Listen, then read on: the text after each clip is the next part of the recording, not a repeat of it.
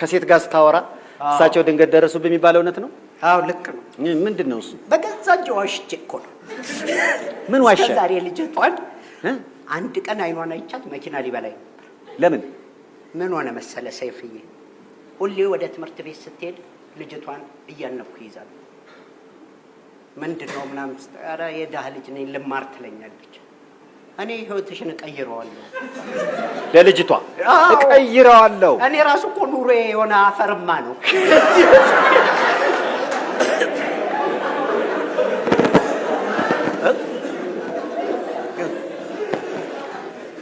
እቀይረዋለሁ ህይወትሽን እያልኩ በየቀኑ ስትመጣ ከትምህርት ቤት እየጠበቅኩ ለካ ልቧን እጠበዋለሁ።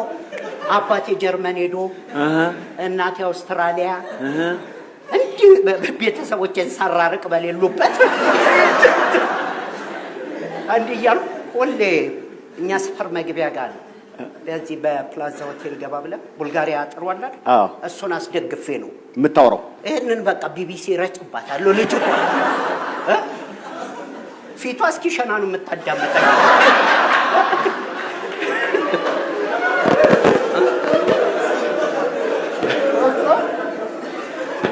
እሱን እያወራኋት ለካ እማዬ አስፋልቱን ስትሻገር አጎዛ ገበያ አለ። እማዬ በዘንቢል የዛ መቼም ላፕቶፓን አትይዝም።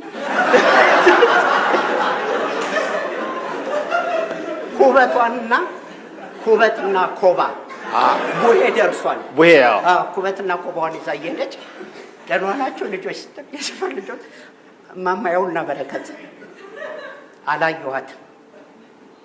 ልክ ብድግ አድርጋ የሆነች አልሙኒየም ቸርክ ያለቻት ከዘራዋ እንዲህ ስትነካኝ ብረቷን ያየሁት ቆሌ ግፈፍ አውቀዋለሁ ምላሷን እና በጣም ደነገጥኩኝ። ዞር ብዬ ደህና ዋሉ እማማ ስል እማዬ ቀረ። በጣም ነው የደነገጥኩት። ከዛ እንዲህ ስትል መነጽሯን በነጠሏ አብስ አድርጋ አየችን ለማረጋገጥ።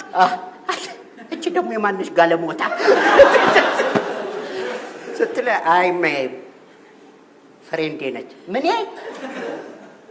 ያው ጓደኛዬ እጮኛ አለችኝ። አዎ ስላት ለቂጥ መቀየሪያ ሙታንታ የለም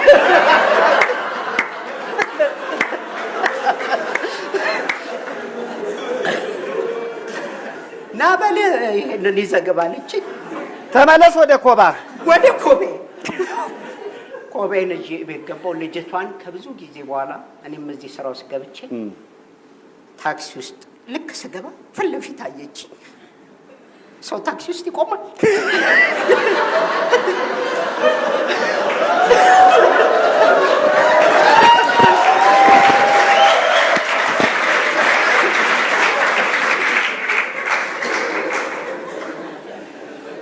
በቃ